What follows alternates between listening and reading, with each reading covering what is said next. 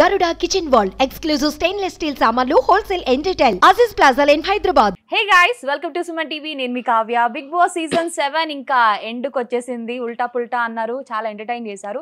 మరి ఈ సీజన్ గురించి మాట్లాడడానికి సీజన్ 1 కంటెస్టెంట్ అంటే ఎక్స్ కంటెస్టెంట్ సమీర్ గారు ఇవాళ మనతో పాటు ఉన్నారు. ఆయన ఫిలిం గురించి చెప్పాలంటే అసలుకి అంటే ఇంట్రడక్షన్ సరిపోదు, ఫుల్ డే కూడా సరిపోదు, అన్ని సినిమాలు చేశారు.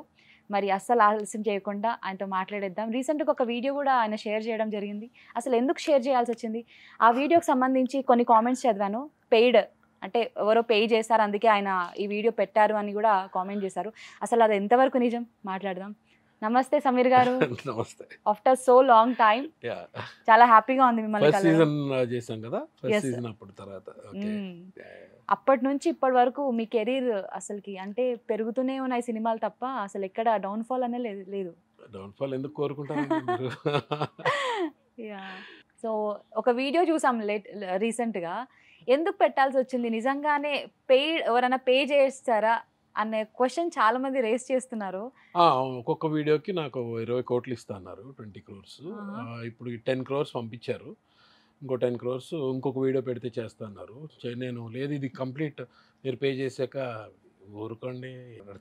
మీరేమో కామెంట్స్ చదవనన్నారు, బట్ నేను చదివాను కొన్ని comments.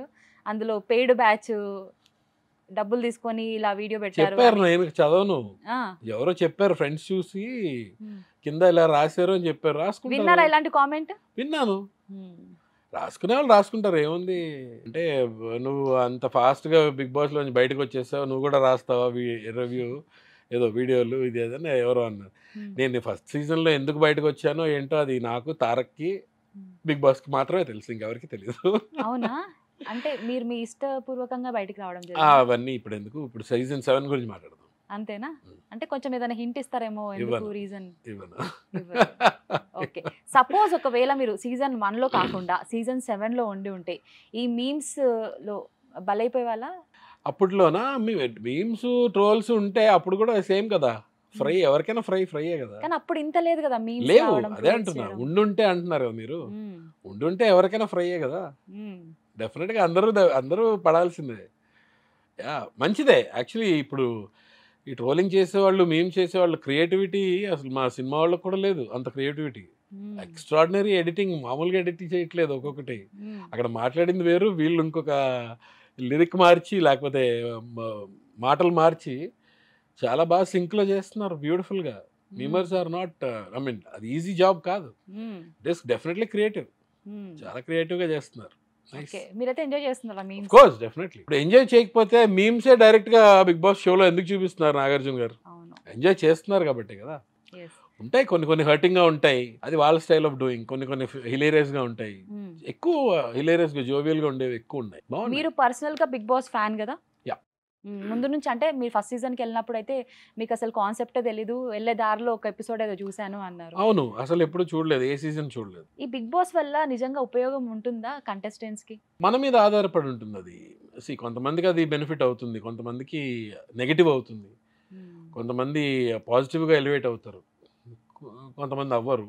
It depends on how you know elevate your self. మన మీద ఆధారపడి ఉంటుంది. ఎప్పుడు రియాక్ట్ అవ్వని సమీర్ గారు ఒక వీడియోతో బయటకు వచ్చారు, పెయిడ్ వీడియో. అంటే అంత మిడ్ నైట్ షూట్లో ఉండి, ఊరులో ఉండి ఎందుకు పెట్టారు? ఎందుకు మీకు అంటే ఏదో అన్యాయం జరిగింది ఇప్పుడు నేరం చేశానా నేనేమైనా వీడియో పెట్టి? లేదు, చేయలేదు కదా. ఎప్పుడు చేయండి, ఇప్పుడు ఎందుకు పెట్టాను అనేది కదా క్వశ్చన్. ఎప్పుడు పెట్టండి. నాకు ఇప్పుడు ఎవ్రీ సీజన్ చూస్తుంటాను, ఎవ్రీ ఎపిసోడ్ చూస్తుంటాను, మిస్ అవ్వకుండా చూస్తుంటాను. బట్ ఏంటంటే ఇది ఎండ్కి వచ్చే ఆ టైంకి బిగ్ బాస్ కూడా కొంచెం చూసి చూడనట్టు పోతున్నారు ఏంటి అనేది అనిపించింది. వాళ్ళు చూడాలి కదా ఎవరు కరెక్ట్గా ఉన్నారు, ఎవరు ఫౌల్ చేస్తున్నారు. ఇప్పుడు ఎవరైనా అవనివ్వండి, నేను పర్టికులర్గా ఒక వ్యక్తిని సపోర్ట్ అని ఇంకొకరిని కాదని అలా అనట్లేదు. హూఎవర్, ఇప్పుడు అక్కడ ఎవరు చేసినా, ప్రశాంత్ చేసినా, అమర్ చేసినా, ఎవరు చేసినా సరే ఫౌల్ ఉంటే ఫౌల్ అని చెప్పాలి, ఆయన చూసుకోవాలి కదా. ఇప్పుడు ఆయన చూసి సంచాలకులు మీరు సరిగ్గా చూడలేదు అని వాళ్ళని తిట్టి ఇగో ఇలా చేశారు అని చెప్పి ఆయన చేయాలి. చేయలేదని బాధేసి సంచాలక్ డెసిషన్ ఇస్ ఫైనల్ అంటుంటారు. సంచాలక్ డెసిషన్ ఇస్ ఫైనల్, బట్ మరీ దారుణంగా ఉంటే కష్టం కదా. ఎంత ఫైనల్ అయినా సరే, ఎస్ నన్ను ఫైనల్ అన్నారు, నువ్వు ఫస్ట్ రీచ్ అయినా సరే నువ్వు కాదు, నువ్వే లాస్ట్ అని ఎలా అంటారు కదా.